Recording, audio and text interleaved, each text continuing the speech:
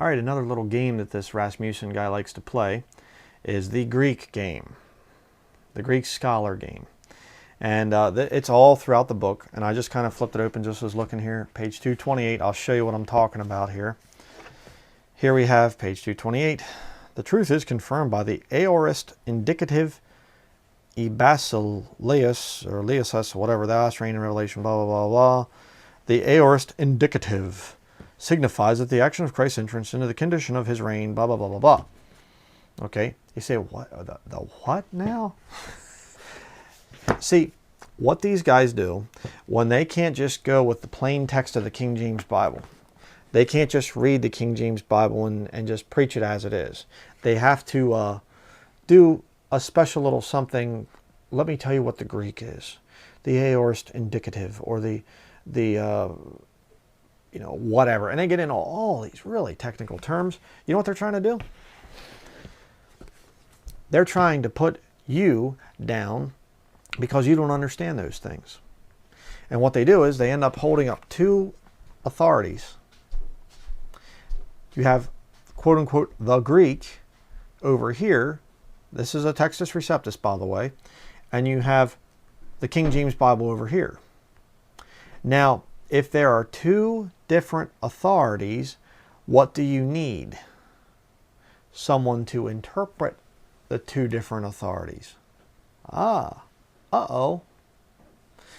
But if there's one authority, you can hold this thing and you can read it and you can understand it. The Lord can teach you. The Lord can show you what the truth is.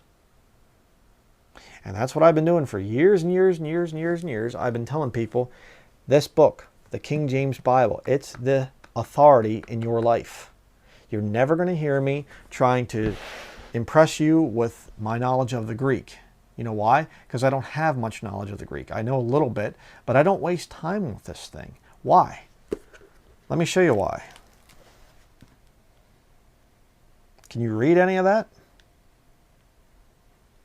You say, yes, I can. I'm a Greek scholar. Okay.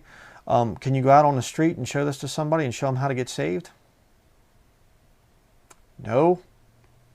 How many sermons have been preached that have changed people's lives from this? You know what this is? This is for people that they can say, okay, this is how the Bible was originally written back in the first century. It was originally written in this Greek language, this ancient Greek language. And now you take 54 of the greatest scholars that ever lived, 47 until the whole thing was said and done, 1604 to 1611, 7 years these men spent, 3 different committees, one at Oxford, one at Cambridge, and the other at Westminster, I think it was, or something, if I remember correctly.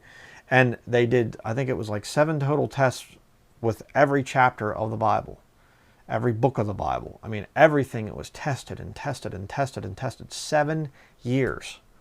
And refined and refined and refined and perfected so that we could have this King James Bible. And yet these types of heretics right here will say, well, the King James Bible is God's word, but you also need me, the Greek scholar, to tell you, because you're just ignorant laity. Well, you ought to read back there in the book of Revelation where it talks about the deeds of the Nicolaitans, and God says, which thing I hate. When you have somebody trying to rule over the people, the common man, and try to keep them down on a level where they can't attain unto a certain level of greatness, like saying the huge, Roland Rasmussen pastors the huge Faith Baptist Church. Huh? What is he? He's a Nicolaitan. He's trying to offer different contradicting authorities and set himself up as the final authority in the life of the people who are reading his book, and trying to impress you into thinking you're just down there and he's way up there. See, again, a big problem with this whole system.